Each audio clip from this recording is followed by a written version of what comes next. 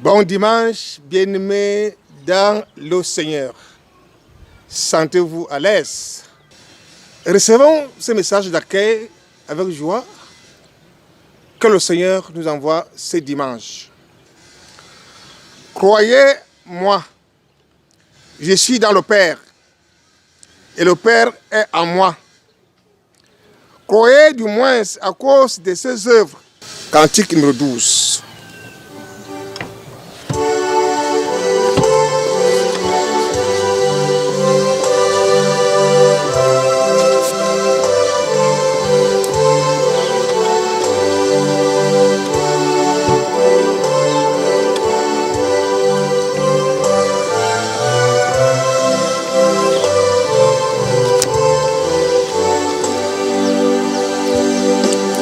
Grand Dieu, nous te bénissons, nous célébrons tes louanges éternelles, nous t'exaltons de concert avec les anges et prosternés devant toi.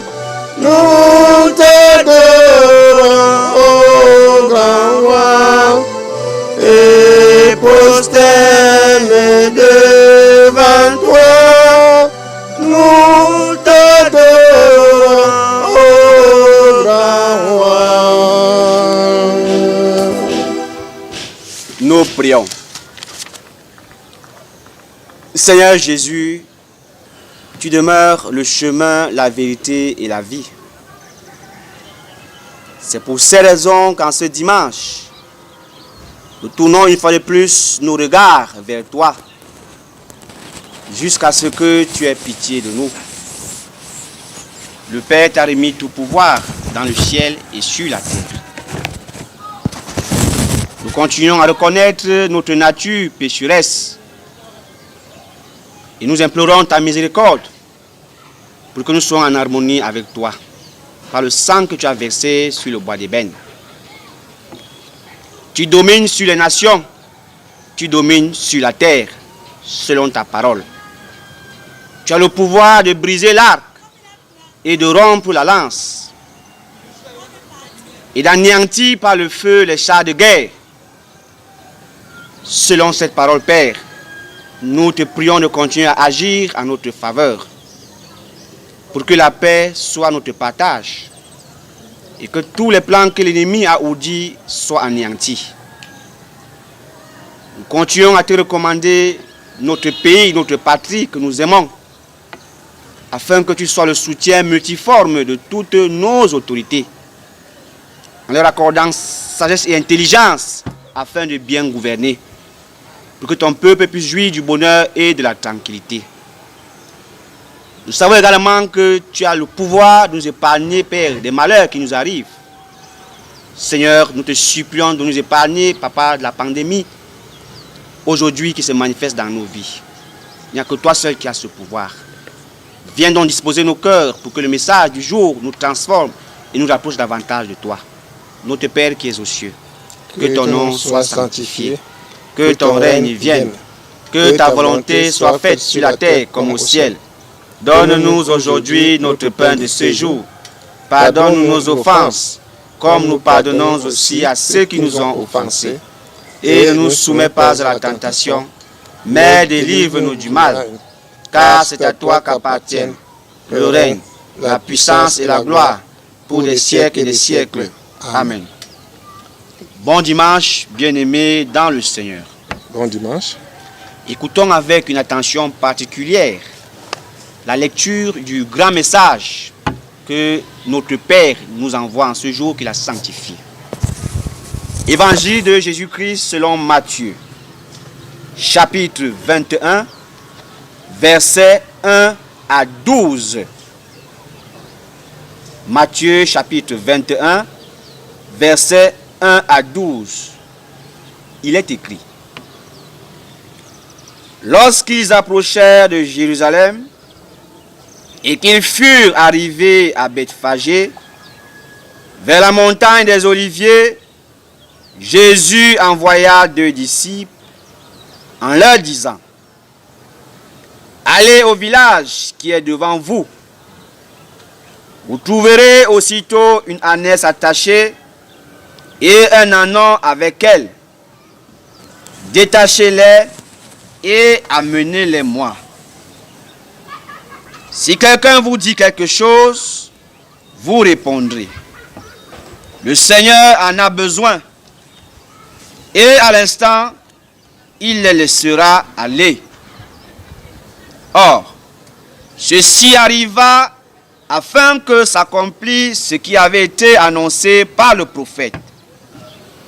Dites à la fille de Sion: voici, ton roi vient à toi, plein de douceur, et monté sur un âne, sur un ânon, le petit d'une ânesse. Les disciples allèrent et firent ce que Jésus leur avait ordonné.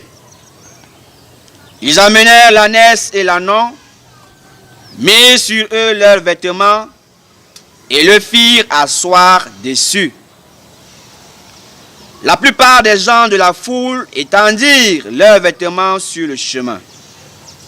D'autres coupèrent des branches d'arbres et enjonchèrent la route. Ceux qui précédaient et ceux qui suivaient Jésus criaient: Hosanna au fils de David! Béni soit celui qui vient au nom du Seigneur! Hosanna dans les lieux très hauts! Lorsqu'il entra dans Jérusalem, toute la ville fut émue.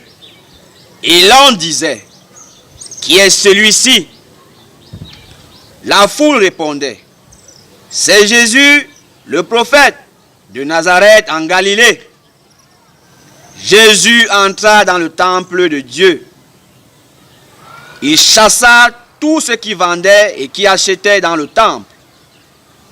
Il renversa les tables des changeurs et les sièges des vendeurs de pigeons. Bénissons cette parole. Amen.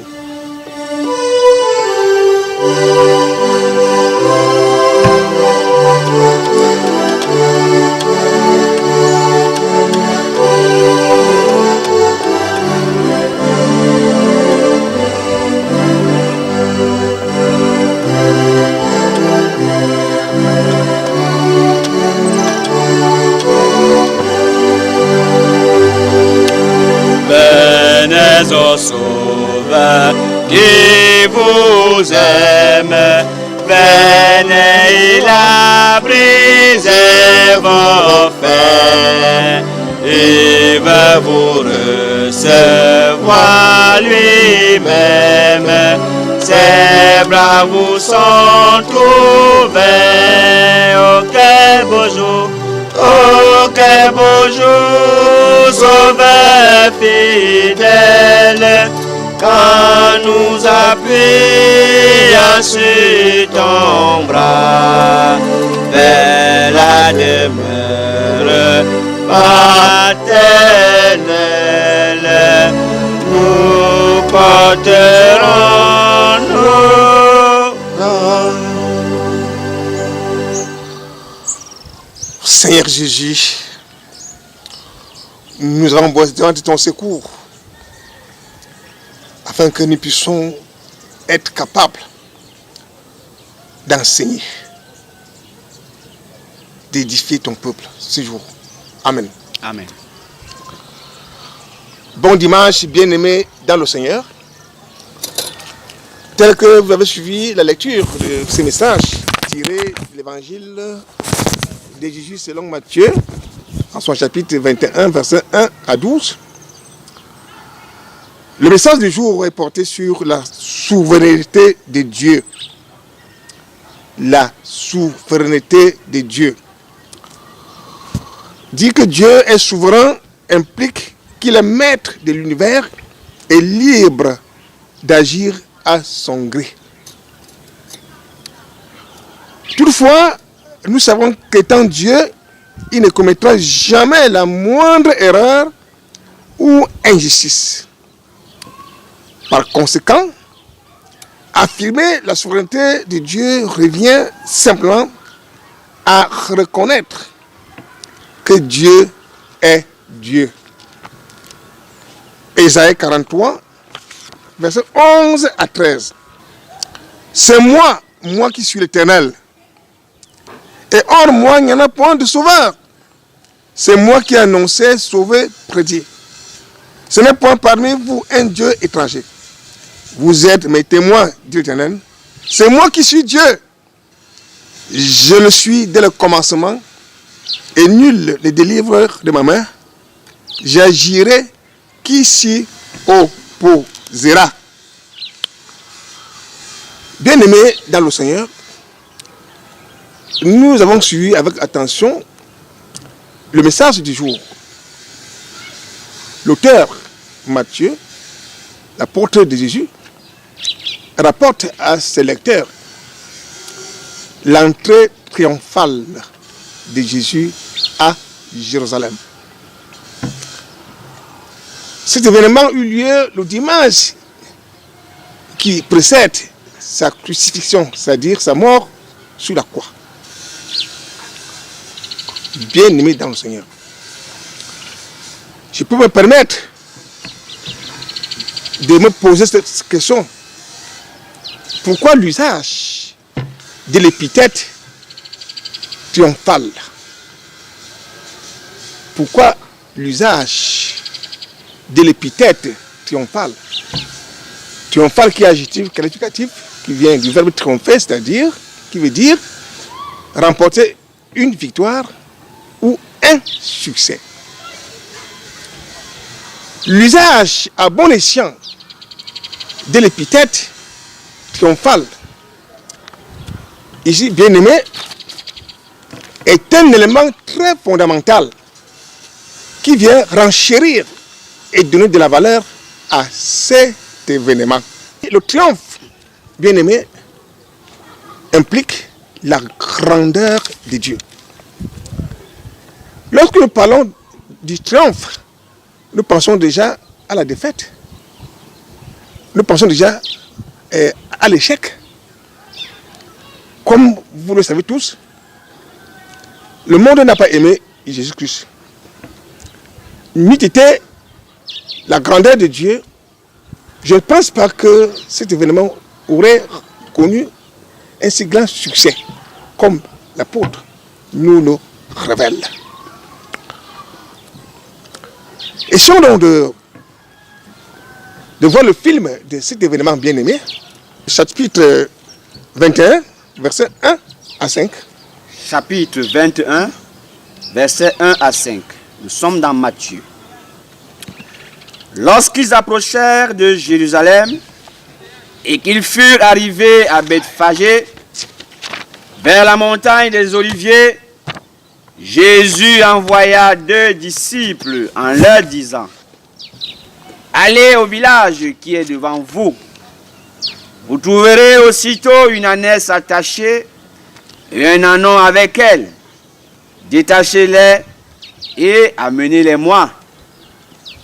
Si quelqu'un vous dit quelque chose, vous répondrez: le Seigneur en a besoin. Et à l'instant, il les laissera aller. Or, ceci arriva afin que s'accomplisse ce qui avait été annoncé par le prophète. Dites à la fille de Sion: voici, ton roi vient à toi, plein de douceur et monté sur un âne, sur un ânon, le petit d'une ânesse. Voilà, bien aimé, par cette arrivée à Jérusalem, le Seigneur confirme sa réalité messianique. Ça veut dire quoi? Ça veut dire que Dieu a voulu que tout le monde entier sache que son Fils unique, qu'il a envoyé sur la terre, est le roi. Non pas ce guerrier qui vient sur le cheval, monté sur le cheval, assis sur le cheval, mais un roi doux, humble, qui apporte le salut, la paix dans le monde. Ce faisant, Dieu sachant qui est l'homme, Dieu, sachant que le monde n'aime pas Jésus, il a tout préparé d'avance. Il a tout organisé. Il a même préparé sa monture et tout et tout. Comme un proverbe français dit, celui qui voudrait voyager loin prépare sa monture. Vous verrez au verset 1, je reprends la lecture, en leur disant, allez au village qui est devant vous. Vous trouverez aussitôt une ânesse attachée et un ânon avec elle, détachez-les et amenez-les moi. Dieu avait préparé ces choses. Parce qu'il savait que si ça dépendait de l'homme, cet événement n'aurait pas connu de succès. Et il a veillé à l'accomplissement de son destin du début jusqu'à la fin. Si quelqu'un vous dit quelque chose, vous répondrez, le Seigneur en a besoin. Et à l'instant, il le laissera aller. Il a prévu la riposte. Vous pouvez dire non. Bien aimé, la réquisition de ces deux animaux accomplit les prophéties d'Ésaïe et de Zacharie. Par cette arrivée à Jérusalem, le Seigneur confirme sa réalité messianique. Donc Dieu a voulu ainsi que tout le monde sache, avant que Christ meure, qu'il est le roi. Pas le roi guerrier qui vient assis sur le cheval, mais un roi qui vient monter assis sur un ânon, qui apporte de bonnes nouvelles. La douceur, la paix, l'amour et le salut. Et Dieu a tout préparé. Par exemple, la réquisition de ces deux animaux accomplit les prophéties d'Ésaïe et de Zacharie. Ésaïe 2, 62, verset 11. Ésaïe chapitre 62, verset 11. Ésaïe chapitre 62, verset 11, il est écrit: Voici ce que l'Éternel proclame aux extrémités de la terre. Dites à la fille de Sion, voici ton sauveur arrive. Voici le salaire est avec lui et les rétributions le précèdent. Zacharie 9, verset 9. Zacharie chapitre 9, verset 9. Il est écrit. Zacharie chapitre 9, verset 9. Sois transporté d'allégresse, fille de Sion. Pousse des cris de joie, fille de Jérusalem. Voici, ton roi vient à toi. Il est juste et victorieux. Il est humble et monté sur un âne, le petit d'une ânesse. Voilà. Dieu avait annoncé déjà toutes ces choses par ses prophètes. Et il a veillé à l'accomplissement de ses desseins. C'est pourquoi j'ai dit que la réquisition de ces deux animaux accomplit les prophéties d'Ésaïe et de Zacharie. Tout était préparé. Versets 6 à 7, mentons. Versets 6 à 7, le chapitre du jour, le texte. Les disciples allèrent et firent ce que Jésus leur avait ordonné. Ils amenèrent l'ânesse et l'ânon, mirent sur eux leurs vêtements et le firent asseoir dessus. Voilà. Si quelqu'un vous dit quelque chose, vous répondrez, le Seigneur en a besoin. À l'instant, il le laissera aller. Or, ceci arriva afin que s'accomplisse ce qui avait été annoncé par le prophète. Dis à la fille de Sion, voici ton roi vient à toi, plein de douceur et monté sur un âne, sur un ânon, le petit d'une ânesse. Les disciples allèrent et firent ce que Jésus leur avait ordonné. Allons un peu dans le livre de Luc. Lui apporte plus de lumière. Luc 19, verset 31 à 35. Luc, chapitre 19, verset 31 à 35. Si quelqu'un vous demande, pourquoi le détachez-vous? Vous lui répondrez, le Seigneur en a besoin. Ceux qui étaient envoyés allèrent et trouvèrent les choses comme Jésus leur avait dit. Comme ils détachaient l'ânon, ses maîtres leur dirent, pourquoi détachez-vous l'ânon? Ils répondirent, le Seigneur en a besoin. Et ils amenèrent à Jésus l'ânon, sur lequel ils jetèrent leurs vêtements et firent monter Jésus. Donc, Dieu a prévu toutes ces choses. Il savait que s'il ne les prépare pas d'avance, sa mission n'aurait pas connu de succès. Donc, tout était préparé. Les bêtes étaient préparées. Les propriétaires même des bêtes étaient préparés. Le lieu était préparé d'avance. Il veillait à l'accomplissement de ses desseins. Voilà. Verset 8 à 9, Menton. Versets 8 à 9. Le texte du jour. La plupart des gens de la foule étendirent leurs vêtements sur le chemin. D'autres coupaient des branches d'arbres et enjonchaient la route. Ceux qui précédaient et ceux qui suivaient Jésus criaient, Hosanna au fils de David, béni soit celui qui vient au nom du Seigneur, Hosanna dans les lieux très hauts.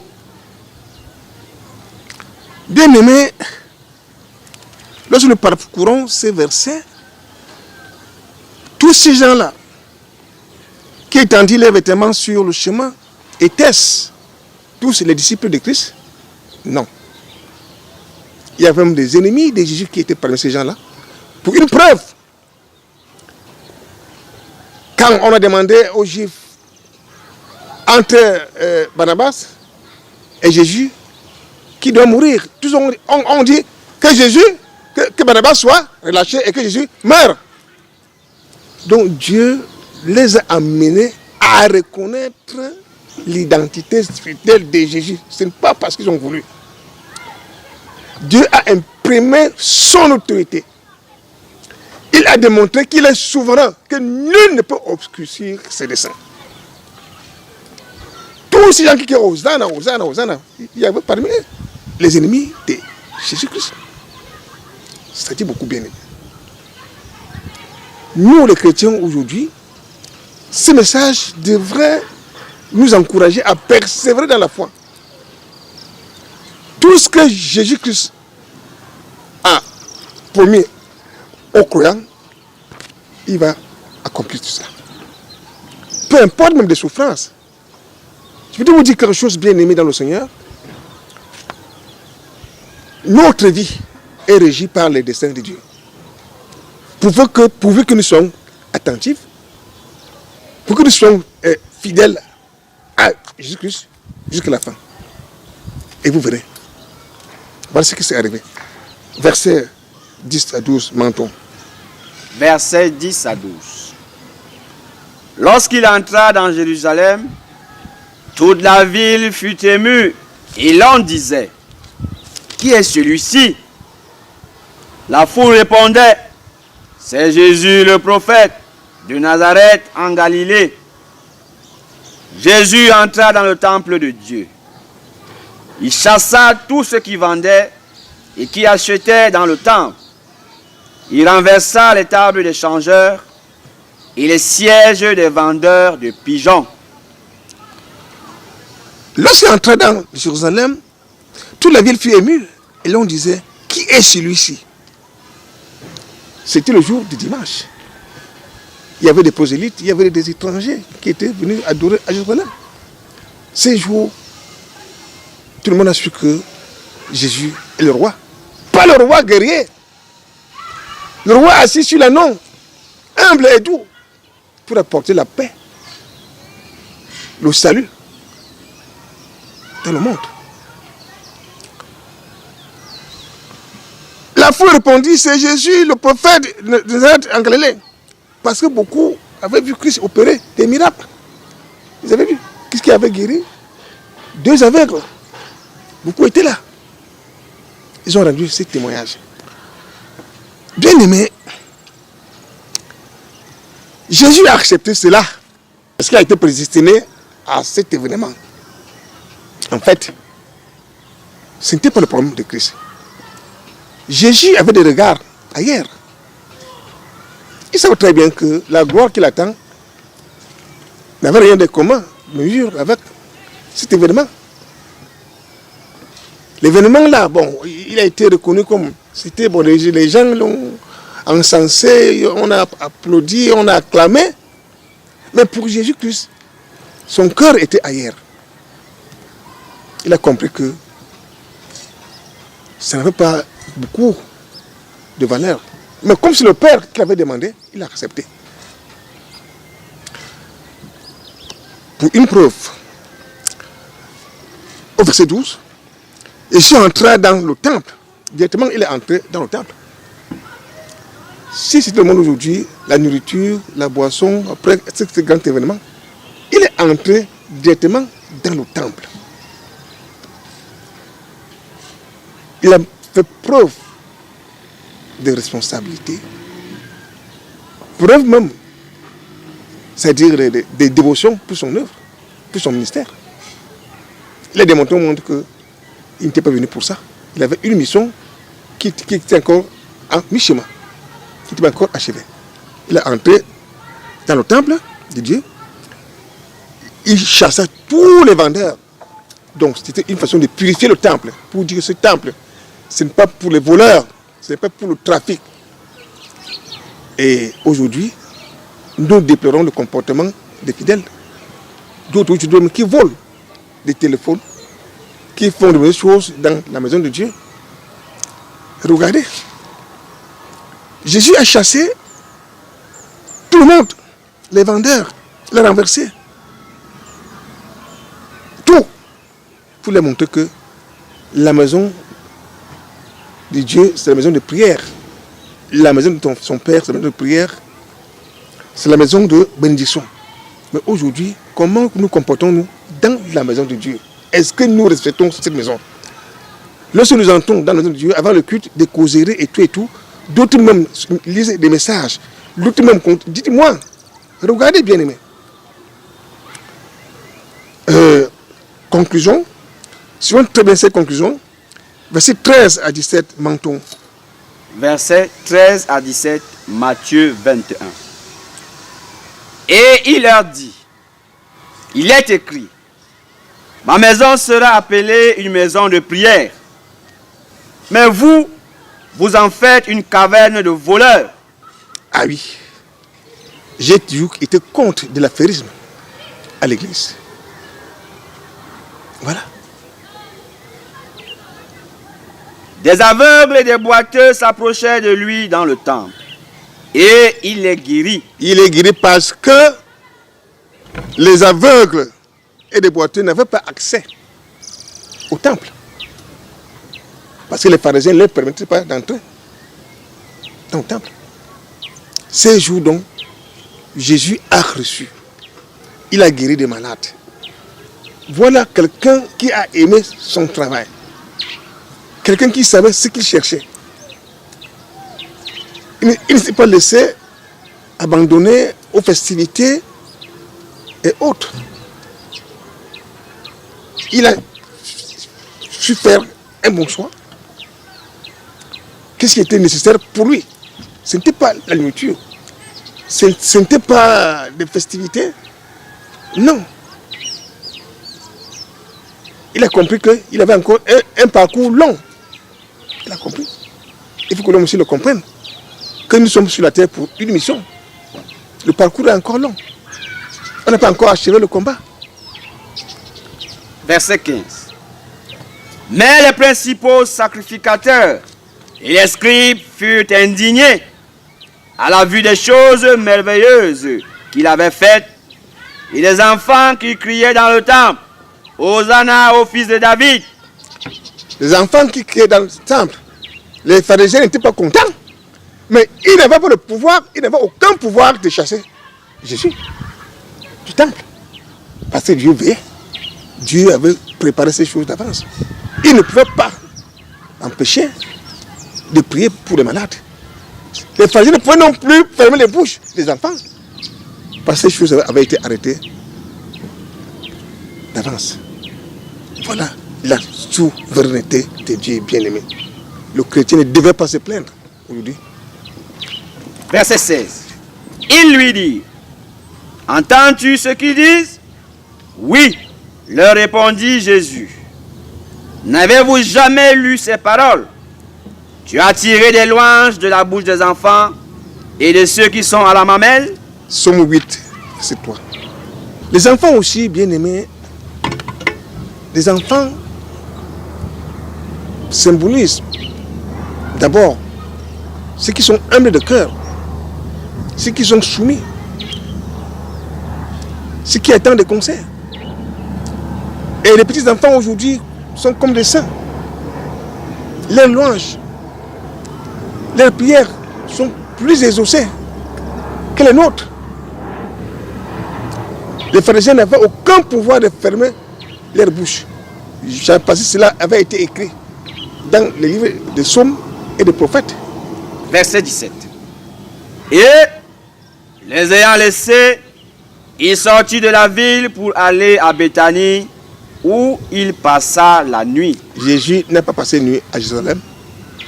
Après tout cela, il s'est replié à Béthanie pour préparer la suite, pour préparer sa mort, pour méditer. C'est ce que le chrétien aujourd'hui doit se comporter. Ne nous abandonnez pas aux festivités, c'est-à-dire aux jouissances populaires, oubliant la mort, oubliant les mauvais jours. C'est pourquoi les Écritures nous disent de ne pas dormir. Paul nous dit très bien. Ne dormez pas. Pensons toujours à ces mauvais jours. Pensons toujours à l'avènement de Christ. Quand il viendra, qu'il nous trouve prêts. Bénissons ces paroles. Amen.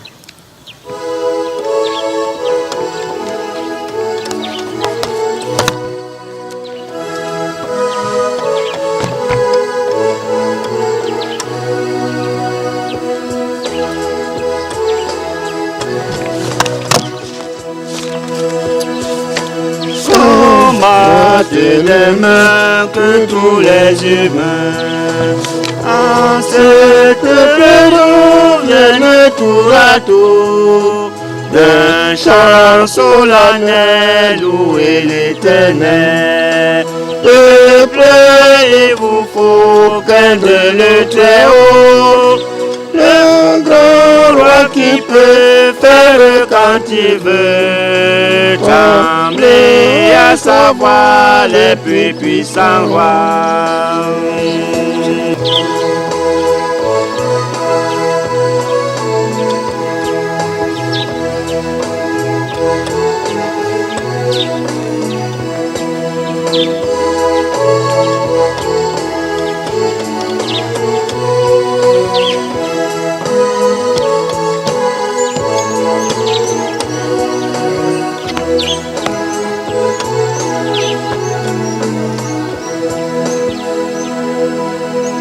Nous prions.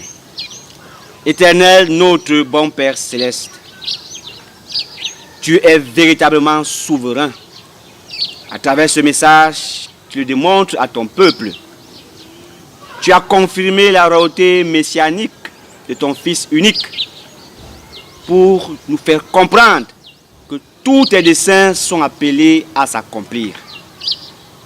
Cela nous rassure aujourd'hui et invite le chrétien à persévérer dans la foi, parce que nos vies sont régies par tes desseins. Et tout ce que tu nous as promis par tes écritures également est appelé à s'accomplir, parce que tu as ce pouvoir. Donne-nous de pouvoir le comprendre à travers ce message. Merci pour cette semaine qui s'achève, Père. Nous te recommandons celle qui va commencer, afin que tu continues à être notre berger, notre sécurité, notre bouclier. Que tu nous accordes la grâce de pouvoir demeurer dans tes voies, afin que, Seigneur, nos âmes aient la vie. Nous nous remettons entre tes mains. Que ton nom soit glorifié. Au nom du Seigneur Jésus-Christ. Amen.